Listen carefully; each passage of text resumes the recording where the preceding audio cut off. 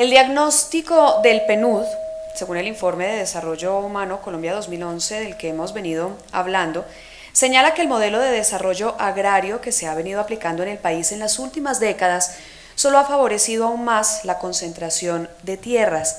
Después de la apertura económica, la lógica de más mercado y menos Estado, sumado al debilitamiento de las instituciones y al control de territorios por parte de los grupos armados ilegales, dejaron como resultado una estructura agraria inequitativa. Toda la estructura de tenencia de la tierra y estructura agraria que tiene el país impide y dificulta el desarrollo humano, dice el informe. La tierra en Colombia, además, se ha convertido en un bien especulativo que se acumula para obtener rentas sin ningún esfuerzo productivo. Es símbolo de riqueza, estatus y prestigio social, algo que no ocurre en otros países. Eso explica, en parte, las luchas que se han dado por tenerla y es una de las razones por las cuales no han prosperado las reformas agrarias que se vienen intentando desde los años 30 del siglo pasado.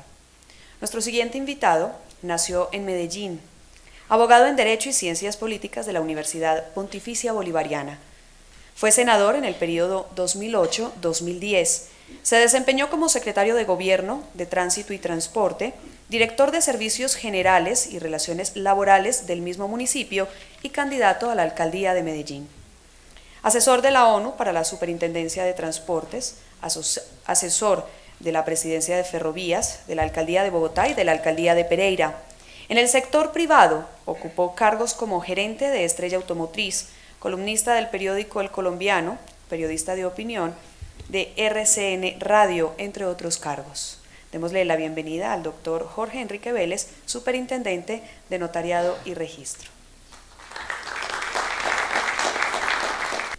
Yo creería que la superintendencia, y voy a iniciar contando el por qué la superintendencia se vuelve importante, o era importante y no se había mostrado en el tema de tierras, por un elemento muy claro. Nosotros tenemos la historia de la tierra en Colombia. Allá en nuestros archivos, desde 1721, está cada uno de los movimientos que han habido jurídicamente de los 15.600.000 predios que tenemos registrados, razón por la cual nos tenía que llevar a que buscáramos obviamente la alternativa.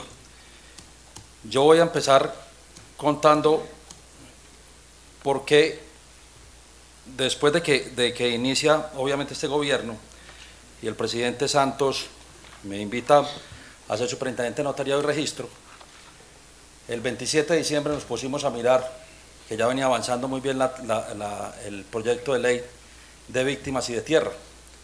Y cuando miramos el proyecto de ley no aparecía la superintendencia por ninguna parte.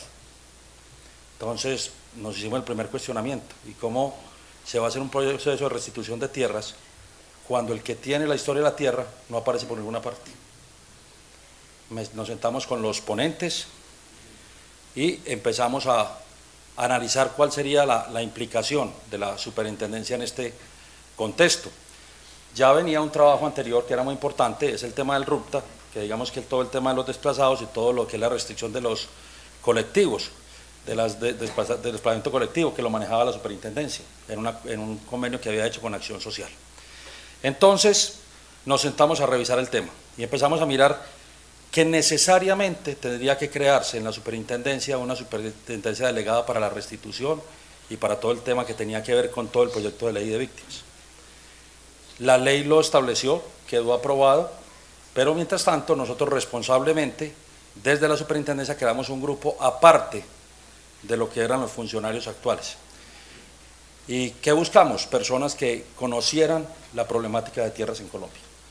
La primera responsabilidad es quiénes eran los que sabían de tierra.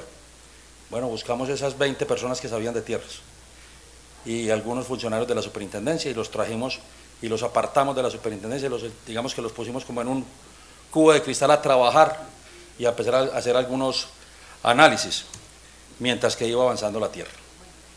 Y con el doctor Juan Camilo, con el ministro Vargas Llera y con el presidente empezamos a decir, ¿por qué no hacemos una simulación de una zona del país para que veamos realmente qué fue lo que pasó desde el punto de vista registral?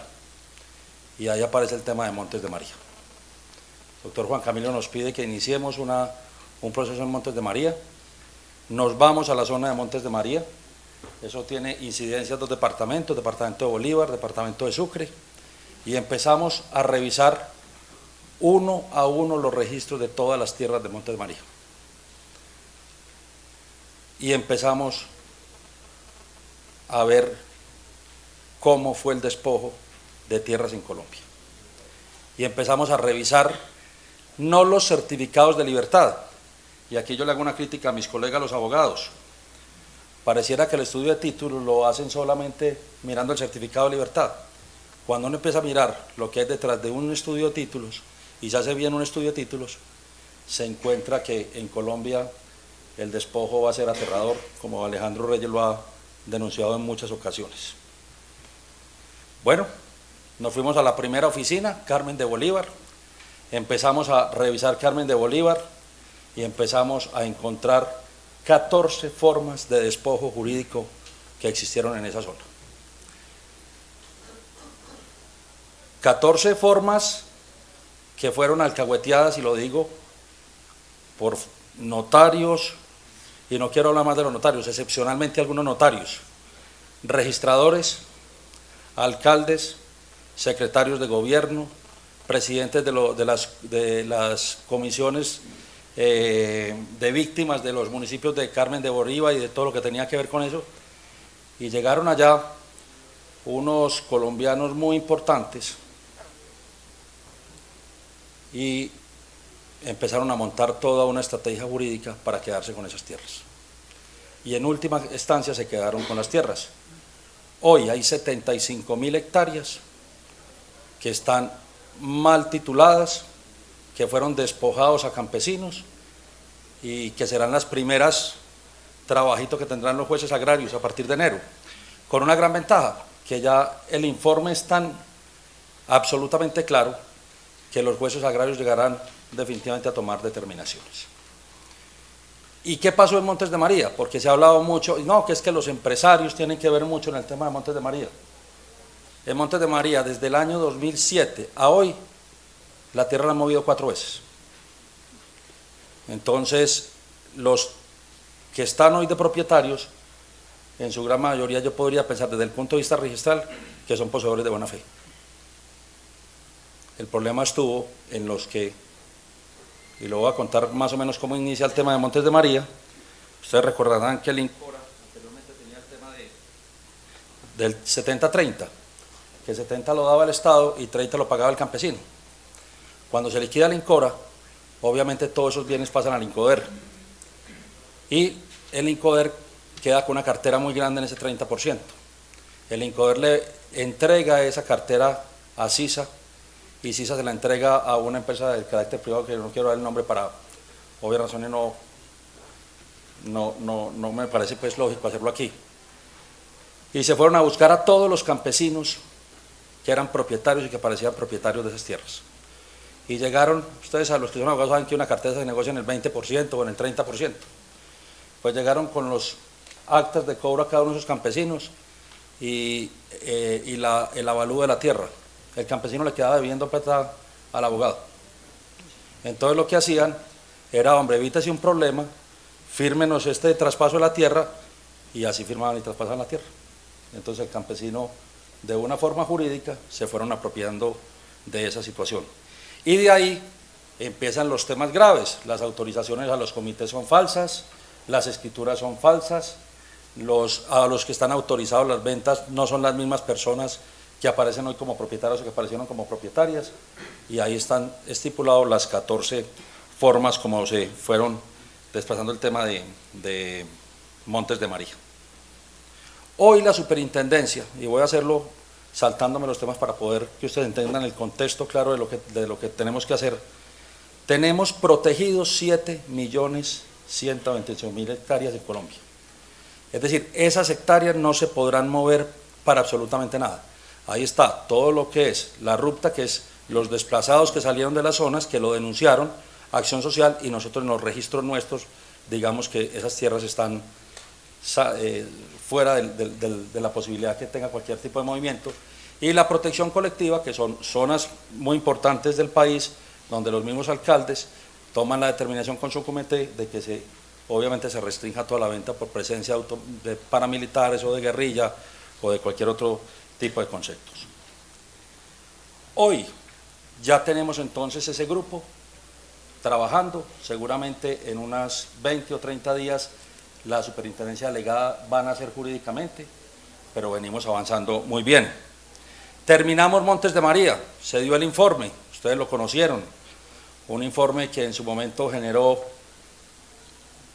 varias molestias por parte de algunos empresarios porque estábamos persiguiendo a los empresarios, y yo lo quiero decir muy claro, en la superintendencia no miramos nombres, en la superintendencia miramos títulos, y el que sea propietario de ese título tendrá que asumir la responsabilidad de carácter penal o de carácter fiscal a lo que corresponda. Eso nos llevó inclusive a que con la señora fiscal general, con la contralora y con el señor procurador, al grupo de tierras y con el INCODER llegaron todos a la misma sede, y hoy todos los trabajos que se hacen los hacemos entre los 5 estamentos. O sea, no hay posibilidad de que nos vayan a filtrar cualquier situación.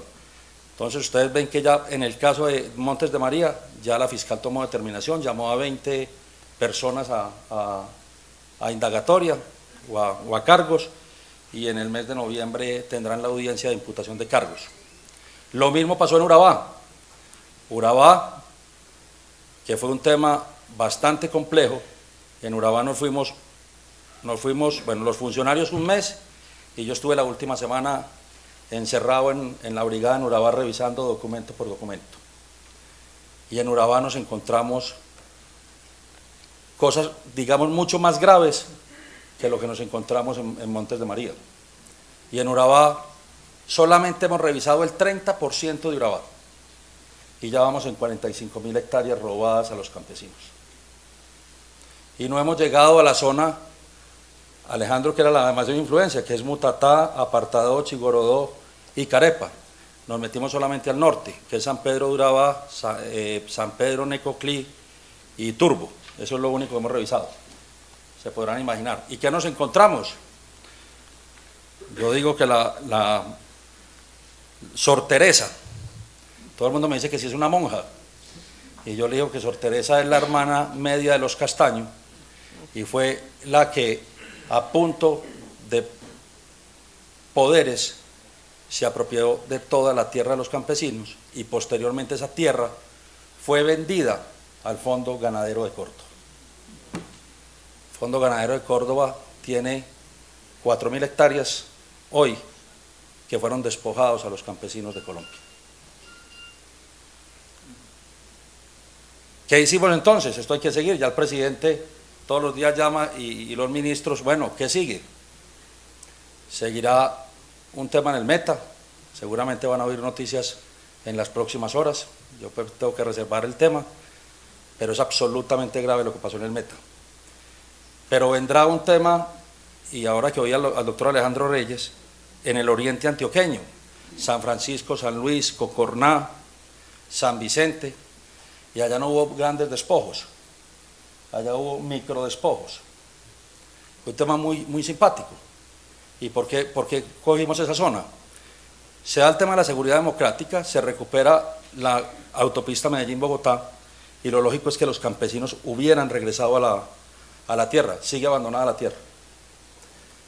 Y entonces estamos revisando en manos de quién está esa tierra, y estamos viendo muchos movimientos de tierras entre el año 2000 y 2005, creo que es el esquema, en la época en que estaba las FARC y el ELN dominando esas zonas. Vamos a ver quiénes son los propietarios. Yo no me quiero adelantar, pero tengo serias dudas en manos de quién quedó esas tierras, además por el concepto. Es que cuando es paramilitarismo uno ve compras masivas, y cuando ve guerrilla es micro. O sea, es tener poquita tierra y adjudicársela a las personas. Y uno en las zonas del país donde va entrando, va encontrando, se va a encontrar fácilmente esa situación. Estamos ya revisando el Catatumbo, estamos revisando Norte Santander, ya empezamos a hacer tenemos un trabajo puntual en esa zona, y vamos a seguir, seguramente ya el año entrante, con donde sí hubo despojo en este país. El día que entremos a Córdoba se podrán imaginar qué va a haber. El día que entremos al Bajo Cauca, el día que entremos al Magdalena Medio, el día que entremos al Cesar, el día que entremos a la Mojana. Bueno, y eso sin revisar lo que ha pasado en Enbichada, lo que ha pasado en el Caquetá, lo que ha pasado en la Bota Caucana, que también seguramente las informaciones son muy graves. Hoy, la Superintendencia ha detectado, en ayuda con el Ministerio de Agricultura, 500.000 hectáreas despojadas a los colombianos en los primeros 8 meses. Yo creo que vamos a terminar, doctor Alejandro, en 700.000 hectáreas más o menos a final de este año. Pero cuando el profesor Garay, o cuando el profesor Reyes, o cuando aquellas personas que han manifestado que en Colombia se robaron 6 millones de hectáreas, yo les podría decir que de pronto equivocaron. Porque no llevamos sino 2 departamentos y no llevamos sino el 30% de revisar las tierras. Y yo creo que eso puede ser un tema y unas cifras gravísimas. ¿Qué ha pasado, por ejemplo, con el INCODER? Y no es una responsabilidad ni del actual gerente del INCODER y posiblemente ni el anterior. Es que el INCODER tenía oficinas paralelas. Y esas oficinas paralelas funcionaban de una forma bastante simpática. Ellos averiguaban cuál era el número de las resoluciones que estaba firmando el gerente del INCODER. Me explico. Autorización de viáticos para un funcionario, resolución número 2432 del día tal de septiembre del año tal. Y falsificaban un documento y radicaban la entrega de un baldío con ese mismo número. Entonces, el registrador no tenía forma de identificar. El registrador le llega simplemente esa situación, lo registra y se robaron la tierra. ¿Cómo nos damos cuenta? Claro, porque hoy el informe primordial o la política fundamental del gobierno colombiano es el tema de restitución de tierras. Entonces, al empezar a revisar una por una, nos hemos juntado con el INCODER y vamos inclusive a revisar los últimos 20 años de todas las resoluciones de adjudicación del INCORA y el INCODER. Y esté seguro que ahí vamos a encontrar la gran mayoría del despojo de tierras en Colombia. Entonces todo el mundo hablaba de las víctimas y le dicen a uno, bueno, es que los campesinos son las víctimas en Colombia. Les tengo una mala noticia, hay una víctima mayor en Colombia, se llama el Estado colombiano. Yo hoy podría decir que los baldíos colombianos los robaron todos. Y donde empezamos a encontrar el 60% de los baldíos. Entre otras cosas, el doctor Juan Camilo, después de toda esta información, lo que está haciendo es crear un banco de tierras para poder inclusive a los campesinos, antes de la restitución, empezar a cumplirles con ese banco de tierras, con esa cantidad de baldíos. Por eso en una reforma que pasó ya por primer debate en Senado, de todo el tema registral, que aquí está el doctor Caicedo que nos ayudó muy importante en ese tema, para elaborarlo, vamos a crearle registro a los baldíos en Colombia. Es que los baldíos no tienen registro. Entonces la metodología clara como se roban la tierra en Colombia los baldíos es muy fácil. Entonces muchos dicen, no, es que el notario tal está metido en eso. Les voy a decir la forma como se roban los baldíos. Primero, usted tiene una finca en los Llanos Orientales, que ese tema lo van a oír muy seguro a partir de, seguramente esta tarde. Usted tiene una finca y simplemente sabe que tiene un baldío al lado. Se consigue a un topógrafo que tenga licencia del IGAP. Entonces usted va y le dice al topógrafo, es que mi finca no es esta, sino que los límites son allá 300 hectáreas más. Hacen el planito, van donde el notario, simplemente van donde el notario a hacer el acto de aclaración de linderos o aclaración del predio y listo, se robaron 300 hectáreas. En Jiguamandó y en Curvarado corrieron un río 150 kilómetros en una aclaración de una escritura. Y hay aclaraciones de 38.000 hectáreas, de 40.000 hectáreas, de 20.000 hectáreas. Entonces todo eso hay que revisarlo. Entonces, ¿qué hacemos nosotros? Donde haya una falsa tradición, donde haya una resolución del INCORA, donde haya una aclaración de linderos, yo les puedo decir que en el 80% hay robo de tierra. Hay despojo de tierra al Estado colombiano, distinto al tema de los campesinos, porque el tema de los campesinos es muy fácil, porque definitivamente las denuncias ya existen. Es simplemente empezar a coger las denuncias de ellos y empezar a ubicarlas en el tema puntual. Teniendo entonces el registro de baldíos, creo que podremos solucionar esta situación y le permitirá al INCODER tener realmente un informe de tierras. Es que el INCODER no sabe lo que tiene, es imposible saberlo. Es lo que vaya apareciendo y es lo que vaya teniendo allá. No, esa tierra es del Estado, ese es un baldío del Estado. Yo creo que eso no existen, ese es mi concepto, que por falsas tradiciones y por algunos conceptos eso ya no existe, pero uno podría pensar. Pero no nos podemos quedar solamente en lo que estamos viendo. ¿Qué vamos a hacer? Porque también hay que buscar una solución, porque esto no puede seguir de esta forma. Aquí está el doctor Gallo, que fue también delegado de registro, y sabe, y ellos arrancaron con un proceso que es muy importante para el país, es que las oficinas de registro no estaban sistematizadas en su mayoría. Entonces se podrán imaginar un registrador, esta es una frase del doctor Reyes, POP, por plata por plomo. Le llegaban y le decía, jovencito, me cambia usted este título y me lo pone a nombre de tal persona, o me amplía esto, y obviamente no había forma de hacer un seguimiento, porque digamos todo era a mano. El presidente de la República tomó la determinación de que le trasladaran un dinero a la superintendencia y unas vigencias futuras, y este año estamos sistematizando 9 oficinas, y el año entrante van a quedar sistematizadas las 35 que faltan, es decir, va a quedar sistematizado todo el registro en Colombia. El día que esté sistematizado el registro en Colombia, obviamente va a ser muy difícil que puedan robarse tierras, porque digamos que la huella va a quedar, y si tenemos el registro de baldíos y si hacemos ese inventario que estamos haciendo con el INCODER, pues obviamente lo vamos a tener. Y en un trabajo que yo tengo que reconocer de los notarios del país, que me parece muy importante, es lo que va a pasar con el notariado a partir del mes de enero. 3 decisiones. Una de carácter social, es que los notarios del país han tomado la determinación de no cobrar un solo peso en lo que tenga que ser con restitución de predios a los campesinos. No van a cobrar absolutamente nada. Digamos que en ese proceso me parece que es importante, igual que los registros no se cobrará, porque ese es otro de los temas. A un campesino se le entrega la tierra y entonces ¿y cuánto tiene que pagar de registro? $1.000.000. Jodido, hasta ahí llegó. Entonces, ¿cuánto hay que pagar en notariado? $300.000, hasta ahí llegó. Entonces la verdad es que se va a crear pues un cobro cero para todo lo que tenga que ver con el tema de restitución. Segundo, estamos montando unas unidades móviles de registro, que son unos buses muy grandes, donde va a estar Ministerio de Agricultura, donde va a estar Ministerio del Interior y va a estar la Superintendencia. Y vamos a ir a las zonas de Colombia a un registro masivo de títulos. ¿Qué pasa? Y ustedes lo ven, cuando el presidente, el gobernador o el alcalde vaya a entregar títulos, y entonces le entrega al campesino el título, y pasa y todo el mundo aplaude, y eso es una belleza, y el muchacho se va con su título, y lo guarda debajo de la cama, y se le olvidó que había que registrarlo. Tiene nada, tiene un título. Y la gran mayoría de los campesinos en Colombia tienen títulos debajo de la almohada, pero no están registrados. Entonces vamos a hacer un trabajo de un registro masivo para poder saber, porque la gran mayoría son títulos que vienen de INCORA o vienen de INCODER legalmente, pero que de alguna forma los guardaron, nunca los registraron, y por eso con el INCODER hoy ya no vamos a entregar títulos, vamos a entregar certificados de libertad. Es decir, estamos en la meta de no volver a entregar un título, lo entregamos de una vez el certificado de libertad. Tome su certificado de libertad, eso quiere decir que ya está registrado el bien y que usted ya es propietario.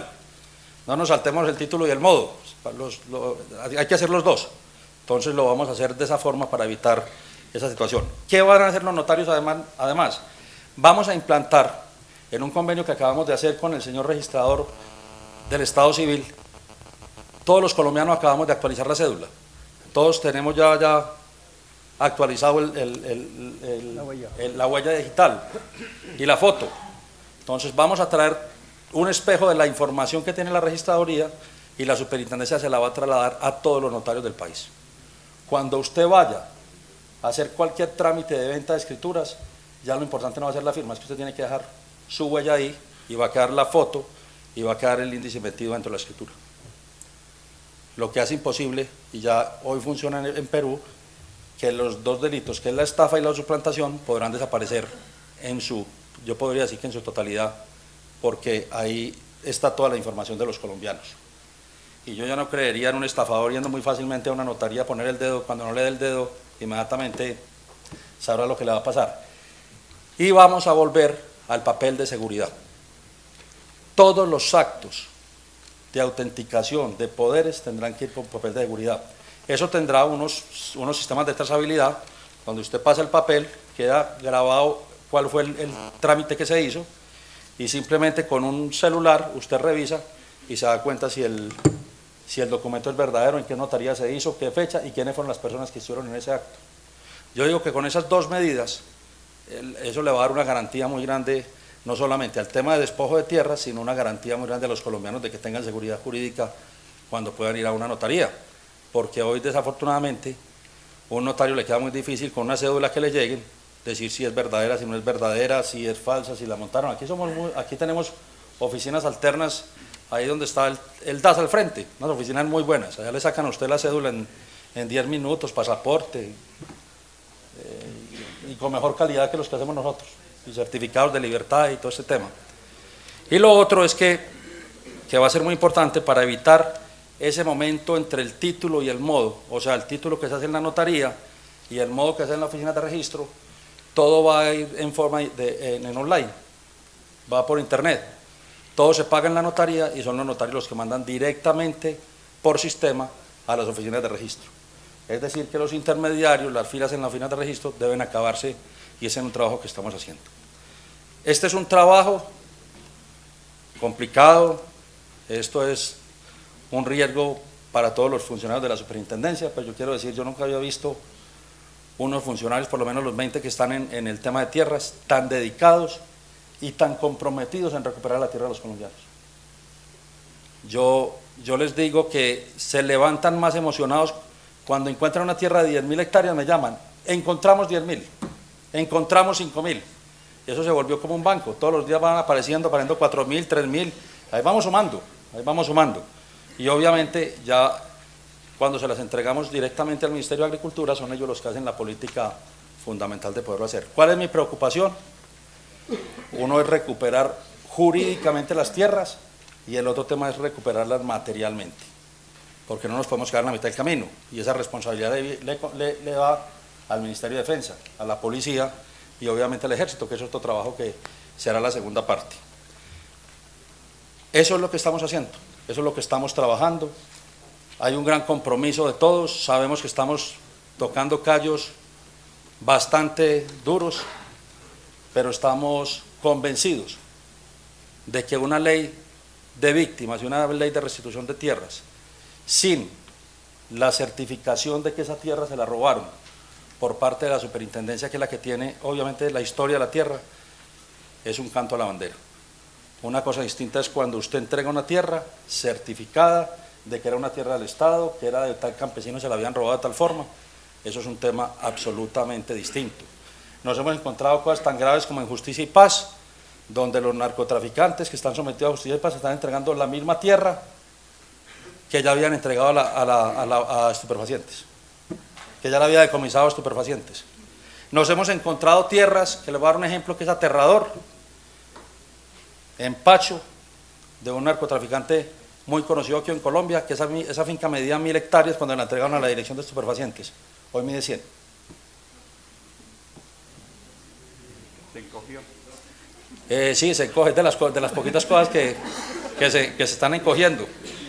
No, aclaración de linderos de los vecinos, y obviamente al aclarar linderos de los vecinos, se van quedando y el Estado va perdiendo todo eso. Por eso el trabajo en conjunto con la Fiscalía, con la Procuraduría y con la Contraloría. Eso es lo que quería contarles en la mañana de hoy. Muchas gracias.